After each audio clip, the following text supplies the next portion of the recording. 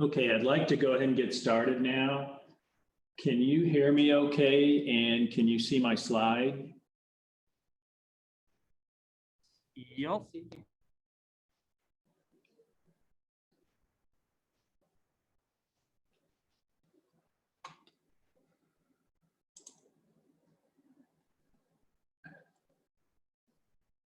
Okay, thanks for replying on the chat. I cannot hear anyone if they answered. So I'll have to find out what's going on with that. Okay.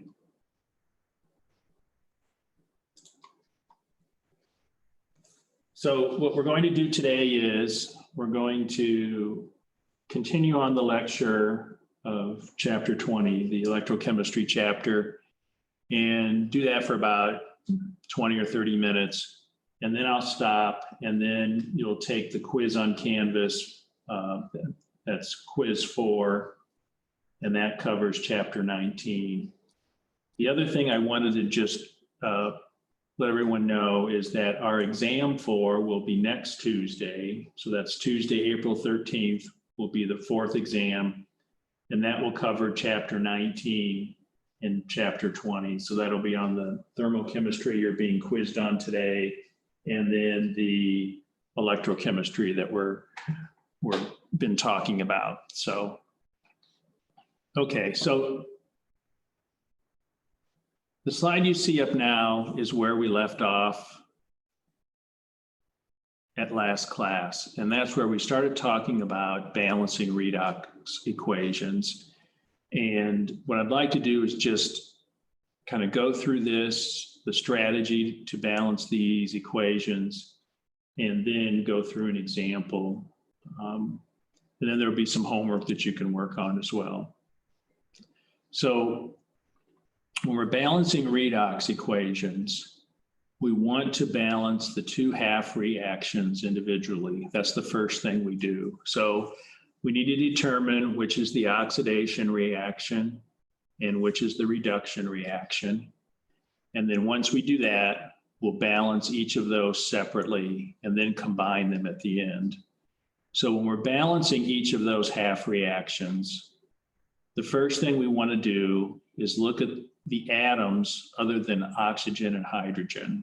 So you set oxygen and hydrogen aside initially, and then you go ahead and balance the other atoms in the reaction equation. Once you've balanced those atoms, then the next thing to do is balance the oxygen atoms, and you do that by adding water to the side that needs oxygen atoms added to it. Once the oxygen is balanced by adding the water, then you go and balance the hydrogen atoms, and you do that by adding a proton. So that H+ ion is added to the side that's deficient in hydrogen. So at this point, you should have all the atoms other than oxygen and hydrogen balanced first, then the oxygen atoms balanced, and then the hydrogen atoms balanced. So all the atoms should be balanced. And this is a good time to go ahead and check your work to make sure everything is balanced. Then the last thing to do is to balance the charge. And we balance the charge by adding electrons. And so the electrons are negatively charged. So that allows us to add some negative charge to one of the two sides of the half reaction in order to balance that charge out. Once you've completed that for one of the half reactions, then you go ahead and go through the same process for the other half reaction. And at the end of that, you should have two balanced half reactions. Now, one of the things that you need to do next is you need to add up the half reactions to get your final overall reaction. But what often happens is when you balance those half reactions, those two half reactions, you often don't have balance of the electrons. And so you need to balance the electrons before you do the addition of the two half reactions. And the easiest way to do that is to look at the number of electrons involved in each of the half reactions. And for instance, if in the oxidation half reaction, 2 electrons are involved, then you would go ahead and multiply the reduction half reaction by 2. And let's say, for instance, the reduction half reaction had 3 electrons involved. You could then go ahead and multiply that oxidation reaction across the board by 3. In that case, then you'll wind up with 6 electrons in each, and then that will cancel out. Once you get those electrons balanced, then you can add the half reactions together, canceling out anything that shows up on the left and right-hand side of the overall reaction. And then finally, you want to check again and balance, check again that everything balances. So that's the atoms, the electrons, everything, and the charge. And so one nice thing about balancing equations, whether it's redox or other types of equations, is you can check it at the end and you know if you have it correct or not. So make sure you do that final check just to make sure that everything is okay. Okay, so let's work through an example of balancing a redox reaction. And so here we have MnO4 minus and C2O4 minus 2 reacting. And we see here we have the reaction written out, MnO4 minus plus C2O4 minus 2 going to Mn plus 2 plus CO2. So the first thing we're going to do is we're going to figure out which is the oxidation and which is the reduction half reaction. And so we can do that by looking at the oxidation numbers. So let's take a look at the manganese oxidation numbers to start with. Well, for MnO4 with a minus charge, so it's an anion, we know that oxygen's oxidation number is usually 2, so minus 2. So minus 2 times 4 is minus 8. The overall charge for that ion is minus 1. So that tells me that the manganese in this case must be plus 7. If I look over to the right-hand side of the equation, I see the manganese is plus 2, so its oxidation number will be plus 2. So what we have is we have manganese going from plus 7 to plus 2, so it's being reduced. So in this equation, the manganese is what's being reduced from plus 7 to plus 2. So that means the carbon must be being oxidized. Let's go ahead and calculate out what those oxidation numbers are for carbon, just to make sure that we have it right. So on the left-hand side, we have C2O4. That ion has a minus 2 charge. And on the right side, we have carbon dioxide, CO2, and that's neutral. So on the left-hand side, once again, oxygen is minus 2. So minus 2 times 4 is minus 8. It's minus 2 for the whole reaction, or rather for the whole ion. So that means the C2 has to be plus 6. There's 2 of them, so each carbon is plus 3. So left-hand side of the reaction, carbon is oxidation number is plus 3. Let's see what it is on the right-hand side. So on the right-hand side for CO2, once again, oxygen is going to be minus 2. So that's minus 2 times 2 is minus 4. It's a neutral molecule. So if the oxygen oxidation number, so oxygen has minus 4, so then the carbon has to be plus 4.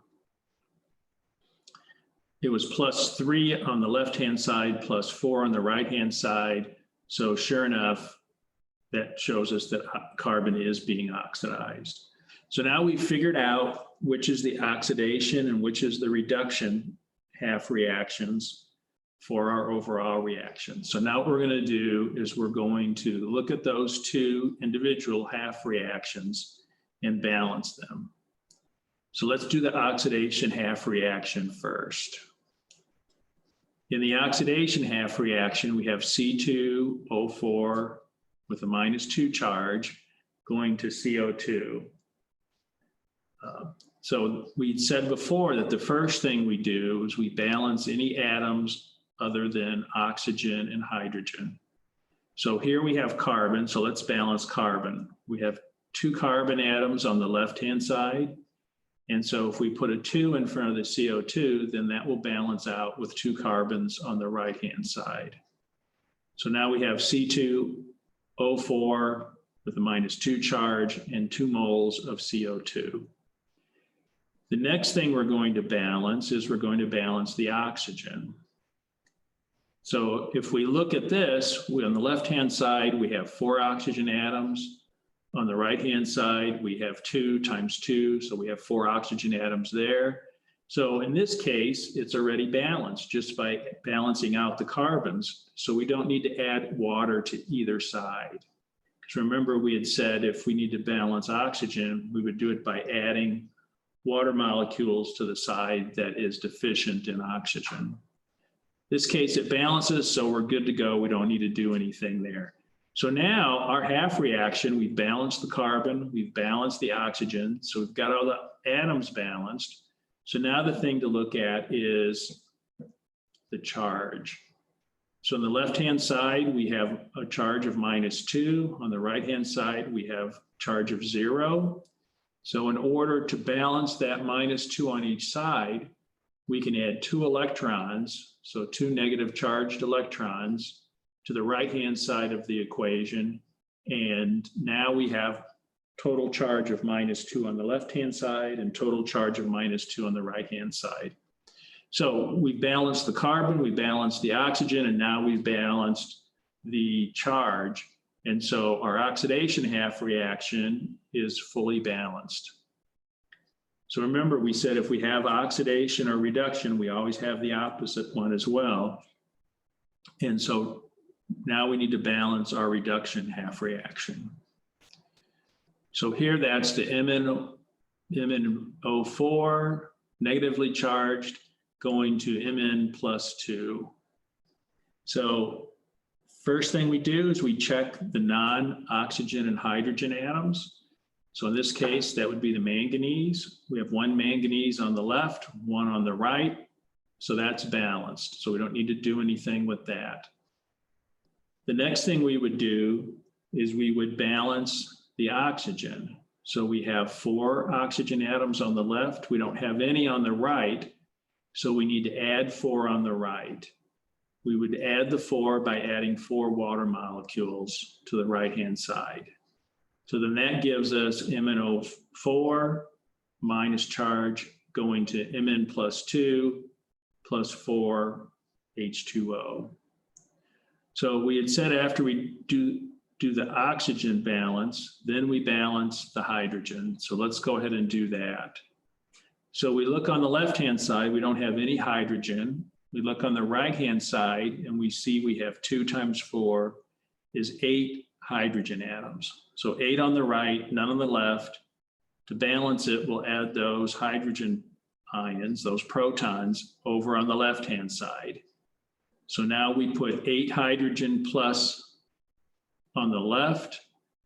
We have 8 hydrogen atoms on the left now, 8 hydrogen atoms on the right. Our manganese balances 1 and 1. Our oxygen balances 4 and 4. So all of our atoms now have been balanced on each side of the equation. So the next thing we need to do after we balance all the atoms is we need to balance the charge. So let's do that.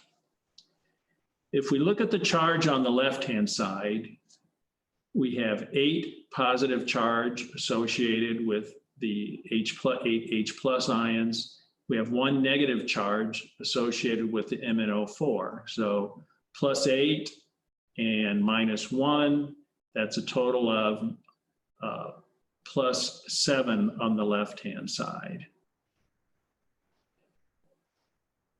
So on the right-hand side, we have plus 2 charge. So plus 7 on the left-hand side, plus 2 on the right-hand side. We don't have, that's an imbalance, so we want to balance that out. To balance the charge, remember we said the tool we have is to take negatively charged electrons and add them to one side or the other to balance out the charge. So if we have +7 on the left-hand side, +2 on the right-hand side, if we add 5 electrons to the negative side, to the left side, then we'd have 7 minus 5 would give us +2 on the left-hand side for charge and +2 on the right-hand side for charge. So now by adding those 5 electrons on the left-hand side, we have a net charge of +2 on the left-hand side and a net charge of +2 on the right-hand side. Since this was a reduction half reaction, we knew that the electrons were going to be on the left-hand side is another thing. It worked out that way by balancing the charge, but this is a way we could check to make sure that we were correct. So now we've balanced our 2 half reactions. So the next step then will be to see if we need to do anything else before we combine them. And remember, we said when we go to combine them, one of the things that has to happen is the electrons on the left-hand side and the right-hand side have to cancel out. So here's our 2 half reactions, C2O4 with a -2 charge going to 2CO2 plus 2 electrons. And then the second one, we have 5 electrons plus 8 protons plus MnO4 with a minus charge going to Mn plus 2 plus 4 waters. So we know all our atoms balance. We did that part already. But now what we see is we have 2 electrons in the first reaction, half reaction, and 5 electrons in that second half reaction. So we need, in order to balance those out, the easiest way to do it is go ahead and multiply the C2O4 minus 2 half reaction by 5, and then multiply the MnO4 minus half reaction by 2. If we do that, then we wind up with 5 C2O4 minus 2 going to 10 CO2 plus 10 electrons. And then in the second half reaction, we would have 10 electrons plus 16 hydrogen ions plus 2 MnO4 minus ions going to 2 Mn plus 2 ions and 8 water molecules. So now what we see is we've got 10 electrons on the left-hand side, and we've got 10 electrons on the right-hand side. So that's good because now we've balanced our electrons, and we can go ahead and add these 2 equations together. We add them together, and we get 10 electrons plus 16 protons plus 2 MnO4 minus plus 5 C2O4 minus 2 going to 2 Mn plus 2 plus 8 H2O plus 10 CO2 plus 10 electrons. So we've written everything out, and now what we'll do is we'll take a look at the left-hand side of the equation and take a look at the right-hand side of the equation and see if there's anything we can cancel out. In other words, are there any instances where we have the same thing on both sides of the equation and then we can cancel that out? So in this case, what we see is that we have 10 electrons on the left and 10 electrons on the right. Those can cancel. We look at everything else. We have protons, we have MnO4, we have C2O4, we have manganese, we have water, we have CO2. Those are different on each side, so there's nothing else to cancel out. So what we're left with is just 16H plus 2 MnO4 minus plus 5 C2O4 minus 2 going to 2 Mn plus 2 plus 8 H2O plus 10 CO2. We've canceled out our electrons. Those have balanced out. All of our atoms should balance. Our overall charge should balance. And so this is where it would be a good idea to go back and just kind of check things. And so for instance, if we check the manganese, we have 2 on each side. If we check the carbon, we have 10 on the left, 10 on the right. Then we could check the hydrogen, we could check the oxygen, and what we would see is that it all balances. We also could check the charge as well. And remember, when you're checking that charge, you have to use those coefficients in front of each of the ions or molecules as well. So if we go and check that, we'll see the charge balances out as well. So then you've completed the balancing of your redox equation. Any questions about the balancing? Even though I can't hear you, could type something in if you do have something. Okay. I'm going to go ahead and talk for a few minutes about balancing in basic solution. So when we've been talking about balancing these equations so far, we've assumed that it's an acidic media. And so there are times when you balance the equations and it's a basic solution. So it's a pretty similar process to balance the basic equations, the equations in basic solution, but there is a slight difference of something you have to do. And so I want to talk about that for a moment. So when we balance basic solutions, the first thing we do is we kind of go through that same process that we did for the acidic solution balancing. So in other words, we balance the atoms that are not oxygen or hydrogen. We get those balanced. Then we balance the oxygen by adding water to the side that's deficient in it, in oxygen. Then we add hydrogen to the side that's deficient in hydrogen. Since it's a basic solution, the end result's not going to have hydrogen, it's not going to have the proton concentration, it's going to have the hydroxide concentration. So in order to what we'll term neutralize the hydrogen ion, we add a hydrogen ion, or rather a hydroxide ion to each side to neutralize the hydrogen ion in the equation.